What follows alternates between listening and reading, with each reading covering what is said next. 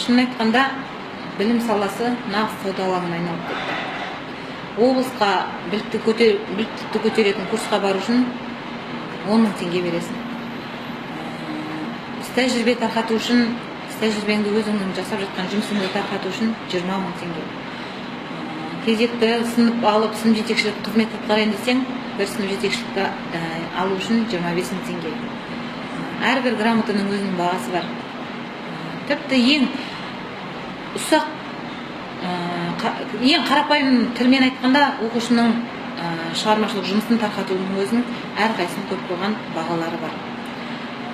Енді біздің сеніп отқанымыз елбасымыздың реформасы 100 қадам бойынша болашақтан ашықтықты, жариялықты, білімділікті күтеміз деп, соған сеніп, соның арқасында әйтеуір болашағымыз жарқын болады деген үмітпен ізденіп жатқан, әрекет жасап жатқан жағдайымыз бар.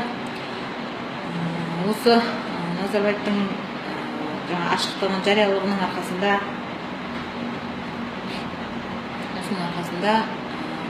Назарбаевтың басқаруымен құрылған сыбайлас жемқорлықпен күрес агенттігінің жігіттері өте белсенді қызмет атқарып отыр. Сол жігіттердің қоғамдағы келеңсіздіктердің алдын алу, сол жаңағы дұрыс шешім қабылдап, ақ пен қараны ажыратамыз деп еңбек етіп жүрген үшін, сол жұмысты жасап жүрген, халықтың сенімін ақтап жүрген сыбайлас жемқорлықпен күрес агенттігіндегі жігіттер бар, ағалар бар.